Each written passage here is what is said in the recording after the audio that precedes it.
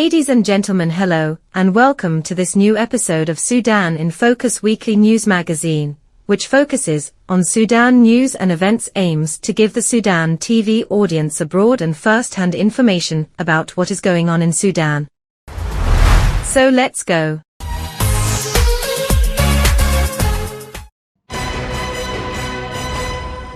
ونحاول أن نتواصل مع بعض المحللين لنقف على أبعاد ما يحدث الآن وما نستمع. نرحب بكم في تلفزيون السودان، مقر هيئة البث للتلفزيون القومي في مدينة بورسودان. طبعا التلفزيون القومي منذ اندلاع الحرب بدأ في محاولات للبث وانتهت بمدينة بورسودان. واجهنا واقع جديد وصعب للغاية ومخطط له، لم يتركوا لنا إلا هذا الفائل الفاضي. هل أدركت حجم الكارثة التي حلت على المؤسسات الإعلامية السودانية؟ وهكذا الحال مع وكالة السودان للأنباء. أنا أضرب لك مثالا حيا، نحن نؤسس في أجهزة إعلامية جديدة from scratch. This is what the Sudanese national broadcasting station looks like after rapid support forces used it as a weapons stockhouse, only to leave it in ruins following clashes with the Sudanese army 1 year later. First established in 1940 in Omdurman, the station was reduced to rubble as part of the RSF's deliberate targeting of Sudan's civil infrastructure since April 15, 2023. حسوا بأنه في حركة غير طبيعية، فناس الأمن نبهوا إنه الناس الما مهمين في المحطة يطلعوا، فضلنا نحن قاعدين لأساس إنه نشوف الحاصل شنو يعني، ما ممكن نخلي المحطة فاضية يعني. فطلعت الدبابات وعملت يعني المهم تحويط للمكان. جاءت قوة إضافية للدعم السريع، اللي هو ميليشيات الدعم السريع، فهجمت القوة المتواجدة في مبنى التلفزيون واشتبكت معهم لفترة ساعة نصف ساعة، وكانت النيران كثيفة طبعا. فانسحب الجيش ودخلت القوات لمبنى التلفزيون ونحن كنا متواجدين يعني. فأثناء دخول القوات بدوا يطلقوا الرصاص. كان متواجد السيد المدير برضو، فهو قبل ما يحصل اشتباك كتب في الشريط العاجل انه تمرد قوات الدعم السريع. فنحن لما شفنا يعني السيد المدير فخفنا، قلنا يمكن القوات بعد الشريط ده يمكن حطوال حيجوا يحتقلونا، فالساعة ديك ما انتبهوا. Following the destruction of key media infrastructure, efforts to rebuild began in the country's interim capital, Port Sudan, where a new, though smaller station is emerging to restore Sudan's media presence. تلفزيون القومي السوداني الذي هو ربما من أوائل التلفزيونات في أفريقيا، والذي بث في منطقة الشرق الأوسط وأفريقيا، أو أول من بث البث الملون. هذه الميليشيا المتمردة ومن خلفها دول ومنظمات أرادت أن تختطف الدولة السودانية وفق عمل منهجي مدروس. اختاروا بل عقدوا ورش وسيمينارات خفية، وأقاموا أنفقوا ملايين الدولارات في سياق الحملة الإعلامية المساندة للعملية الانقلابية الإجرامية التي تمت في 15 أبريل 2023. في القناة أمدرمان كانت كل الأجهزة أو الملحقة الحديثة موجودة، وكان كل الكاست موجود، لكن هنا يختلف الوضع تماما لأنها هي كانت بمثابة عمل طوارئ لاستعادة بث التلفزيون القومي. هنالك 5 غرف: غرفة المونتاج وغرفة الصلاة والميك اب. هذه هي غرفة الأخبار والبرامج السياسية. قرابة 12 أو 13 شخص يعملون في هذا القسم. غرفة الكنترول والتحكم، من هنا تدار عمليات الإخراج والتنفيذ المباشر للعديد من البرامج في التلفزيون القومي. غرفة الانتظار أو صالة الانتظار للضيوف هنا، ومن ثم يتجه مباشرة إلى داخل الاستوديو. الآن هذا هو الاستوديو الرئيسي للتلفزيون القومي. هنالك أكثر من لوكيشن داخل هذا الاستوديو، والآن تجرى الاستعدادات أيضا لإقامة استوديو بديل. هناك أكثر من استوديو أمدرمان، 3 4 استوديوهات. خسائرنا في التلفزيون القومي السوداني تفوق يعني عشرات الملايين من الدولارات. وفي وكالة السودان للأنباء المرفد الأساسي لنقل الأخبار في السودان فاقت 14 مليون دولار، 12 ل 14 مليون دولار. وهيئة البث والإذاعي والتلفزيوني تجاوزت 16 مليون دولار. الدعم السريع ارتكب جرائم كبيرة حتى في حق الصحفيين وكمم أفواههم، اعتقلوا الكثير جدا من الصحفيين والصحفيات، وما زال بعضهم إلى هذه اللحظة معتقل لدى الميليشيا. الميليشيا الإرهابية أيضا سيطرت على مؤسسات الاتصالات، فكممت أفواه كل من يملكون ويتحدثون، حتى الشعب السوداني لم يكن بإمكانه التواصل مع أسره. National media in Sudan has taken a significant blow, with the Omdurman headquarters in Khartoum state rendered unsalvageable. However, as authorities revitalize screens from Port Sudan, they mark a crucial step toward reclaiming the national voice.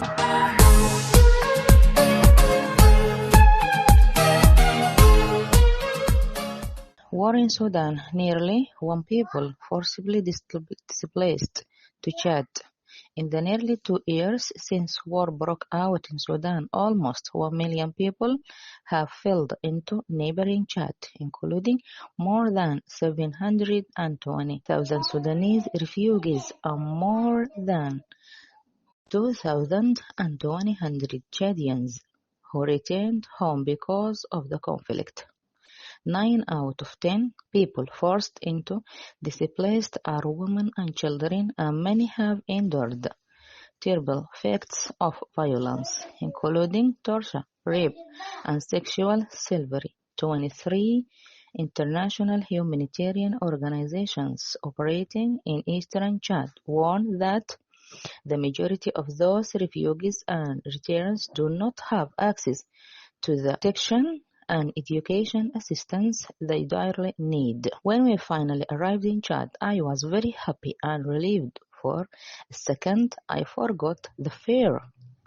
A refugee who walked for 5 days before reaching the border with her 3 daughters and husband, who had been injured by gunshot in attack in Al-Fashir in Darfur. My 6-year-old has nightmares every night.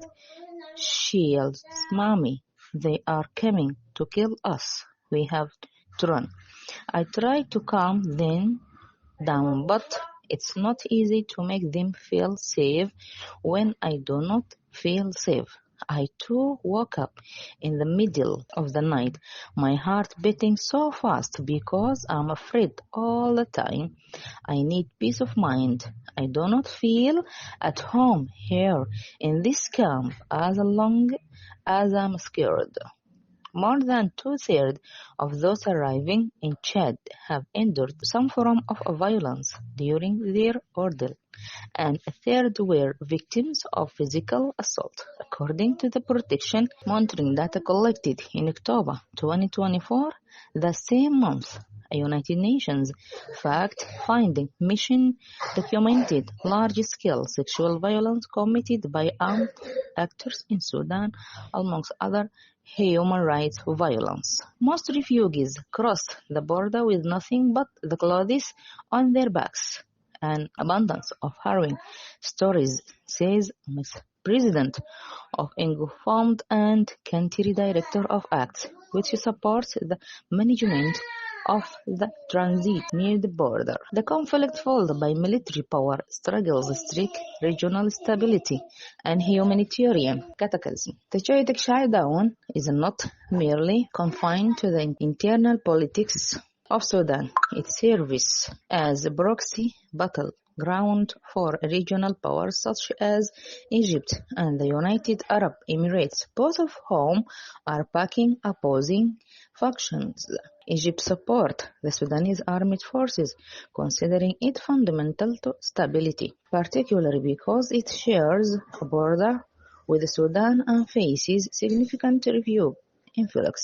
Meanwhile, the United Arab Emirates backs the rapid support forces, forcing its strategic entries linked to gold and land acquisition within Sudan. According to reports, the Sudanese armed forces has been heavily equipped by Egypt and Iran, whereas the Rapid Support Forces has often relied on the United Arab Emirates of military support. This outside interference complicates the humanitarian fallout, which includes alarming figures as many as external, pushing more than 3 million individuals across borders. Despite the world's attention differing to other in conflicts, one cannot ignore the Sudan the potential for stabilization not only threatens the Horn of Africa but also has far-reaching effects on global security and humanitarian efforts. Should Sudan cabals as a state expert warn of the including increasing terrorism, refugee crisis overflowing to Europe and disruption to Red Sea shipping lanes. The international response to this crisis has been largely muted. Nations face competing pressures, and Sudan, without the geopolitical clout Ukraine and Iraq has received scant attention. The United States, previously involved through administrations known for various diplomatic efforts, has pulled back, consumed with its own challenges. The current situation, recognition of the war crimes committed by both factions, culmination with the Biden administration sanctions against Hamiti and Burhan just weeks before leaving office. These sanctions signified of the violence and human rights violence prepared, yet they fell short of intending serious sacrifice dialogues. At least 7 people were killed after a drone targeted the last functions hospital in the beside capital of Sudan's North Darfur state late Friday, according to local officials and the World Health Organization. At the time of attack, the hospital was packed with patients receiving care. The World Health Organization Director General attack on the Saudi teaching hospital in Al-Fashir marks the last escalation in a string of violent Sudan's 20-month civil war, a border power between paramilitary Rapid Support Forces and Sudanese armed forces. The Rapid Support Forces has not commented on the allegations, and CNN has sought comment. The Saudi hospital Al-Fashir's remaining public facility with the capacity to perform surgery and treat the wounded has previously came under fire last August. A patient carrier was killed when an airstrike hit the hospital's surgical ward. 5 others were injured in that attack.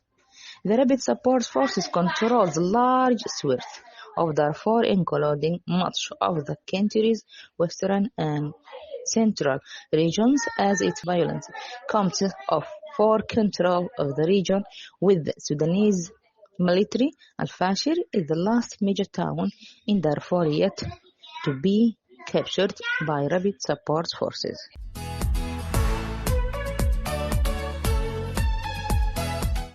The Minister of Energy and Oil, Dr. Muhyiddin Naim Muhammad Saeed, discussed in his office in Port Sudan with the Ambassador of India to Sudan the restoration of cooperation between Sudan and India in the field of petroleum. This came upon his receipt of the invitation from India to participate in the Indian Energy Week to be held in New Delhi in current February, affirming the ministry's participation with a high-level delegation of technician and financial personnel. He pointed out that this visit provides an opportunity to meet officials of the oil and natural gas cooperation between the two countries in the oil sector. It is to be noted that the Indian company was working in Sudan in the field of oil exploration and production, and that India was one of the first partners in extracting Sudanese oil with China. And this as per Sudan News Agency SUNA.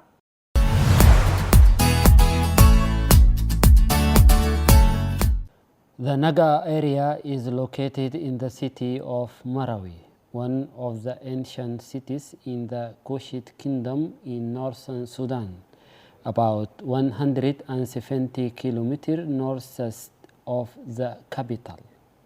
It is considered an important strategic and commercial site and includes the Temple of Amun, the Temple of Abadamak, and Roman temple, in addition to status inscriptions and the main temples that were dedicated to the worship of Amun-Ra. These temples were from before Christ until the 4th century AD. It is one of the most important cultural centers in Africa. Archaeologists have identified the Naga area as the land for temples.